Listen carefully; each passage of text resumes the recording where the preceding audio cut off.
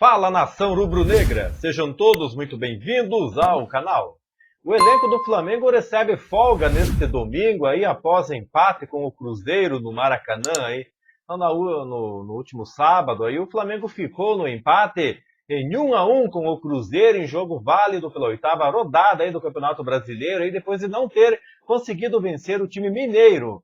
O elenco do Flamengo recebeu folga neste domingo aí. Então o elenco do Flamengo é aguardado para se apresentar aí no centro de treinamento do Ninho do Urubu na manhã de segunda-feira, já no dia 29, com o foco do plantel rubro-negro, que é a grande decisão aí contra o Fluminense, o jogo que é na quinta-feira, dia 1º de junho, que é pelo jogo de volta da Copa do Brasil, galera. Então, no jogo eliminatório e nacional, o Flamengo e o Fluminense se enfrentaram no jogo de ida e ficaram no empate em 0-0. No dia 16 de maio, agora, portanto, a classificação às quartas de final está em aberto. E o clássico aí, Fla-Flu, aí é considerado decisivo para ambas as equipes. Então, Flamengo e Fluminense voltam a se enfrentar na quinta-feira, dia 1º, pelo jogo de volta das oitavas de final da Copa do Brasil. O clássico será disputado no Maracanã com o mando rubro-negro, a partir das 20 horas, horário de Brasília. A equipe que vencer avança às quartas de final da Copa do Brasil. No caso aí de novo empate, seja por a quantia de gol que for, né? A decisão vai para os pênaltis, galera. Então aí o Gabigol do Flamengo, que perdeu o pênalti, né? Em rebote, né? E muitas pessoas perguntam, mas por que esse gol foi anulado? Né? Então vamos explicar aí, né? Então na partida aí contra o Cruzeiro, neste sábado aí no Maracanã, o Gabigol do Flamengo teve um gol anulado no rebote da própria cobrança de pênalti. E alguns torcedores aí não entenderam esse motivo, né? Então no lance aí o Gabigol cobrou o pênalti na trave, no rebote o próprio camisa 10 aí do Flamengo finalizou de perna direita e balançou a rede, mas a arbitragem comandada por Luiz Flávio de Oliveira anulou o gol. Então só para vocês entenderem, né? A segunda finalização de Gabigol configurou 2 toques. Isso se dá porque a bola foi diretamente na trave, sem tocar em ninguém pelo caminho. E o goleiro Rafael Cabral não encostou nela, né? Então está explicado aí. Então se Rafael tivesse efetuado a defesa, exemplo, né? Gabigol poderia aproveitar o rebote, da mesma forma que o gol seria validado se qualquer outro jogador, com a exceção de Gabigol, né, que foi ele que cobrou o pênalti, tivesse finalizado na sobra. Então a regra diz que o batedor não poderá tocar na bola novamente até que ela tenha tocado em outro jogador, né? Caso isso ocorra, o árbitro precisa marcar tiro livre indireto, né? Então já está explicado aí, né? E o Sampaoli aí, que já está na corda bamba do Flamengo, né? Se continuar assim, poderá até ser demitido e o Flamengo terá uma nova multa rescisória a pagar. Está agora defendendo os jogadores do Flamengo, né? E falou em coletiva pós-jogo que o que menos falta é vontade para o time, né? Só não sei porque os jogadores ficam tocando sua bola para trás aí e se omitem em jogar para frente, né? Então isso é um problema do Flamengo aí, só posse de bola, mas sem agredir o adversário, né? Sem ir para cima, né?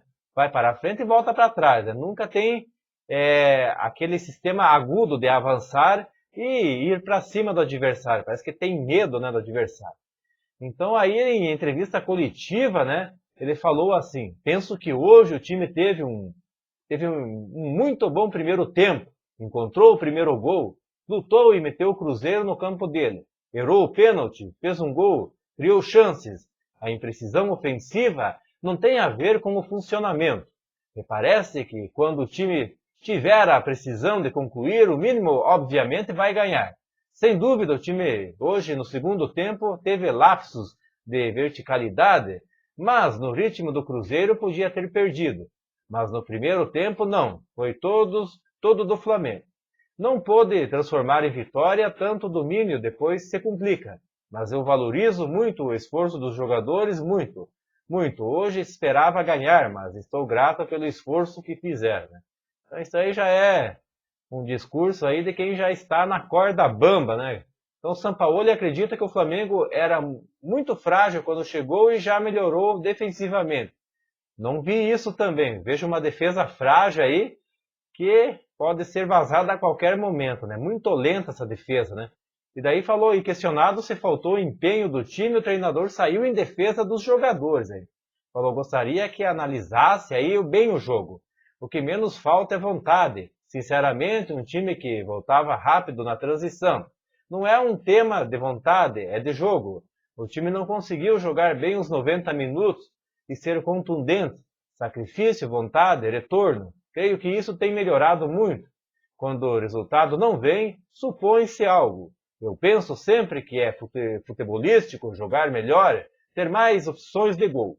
Então a contundência para mim está aí. Não acredito em... Acredito sim que há jogadores que conheci há muito tempo e não têm o nível ainda que normalmente teriam. Espero que a torcida saiba que quinta-feira jogamos uma grande final para nós. Espero que ela esteja empurrando o time com muito sentimento, pois o time jogará com muito sentimento. Então a sequência ruim, ele falou assim, né? O time fica impreciso quando não consegue o gol. Então faz muito desgaste para ganhar o jogo e não consegue. O Cruzeiro tem muita boa transição. No segundo tempo, lamentavelmente, o time não tem a contundência que teve nos anos anteriores. E isso a equipe sente, né? Então, Matheus Cunha e Santos. Ele falou assim, eu gosto muito do Matheus Cunha, né? Do goleiro. Na verdade, eu não o conhecia muito, mas é um jovem que tem muita capacidade e leitura de jogo com os pés. Sei que o Santos também é um goleiro muito confiável, mas para o estilo de jogo, hoje resolvi apostar no Matheus Cunha. E a parte física, ele falou assim, para mim o futebol é global, é um todo. Penso que o time, quando acelera muito o jogo e não ataca bem, o rival transita muito. No segundo tempo, falhou um pouco o jogo, porque houve muitas transições do Cruzeiro, o que não teve no primeiro tempo. Então o time não sofreu.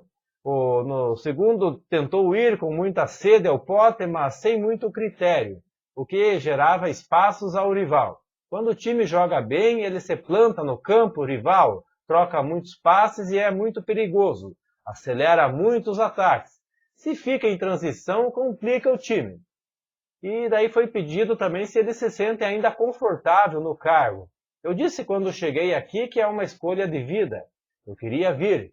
Sei que o momento não era ideal, mas foi o que surgiu. Estou feliz aqui, tentando fazer muita coisa para que o time tenha um renascer futebolístico. Com um pouco tempo aí que temos aqui, tentamos fazer isso. Às vezes conseguimos, às vezes não. Isso é futebol, convencimento, convicção. Creio que o time, apesar de não ter muita precisão no ataque, tem muitas intenções. Isso me deixa motivado para tudo que vier.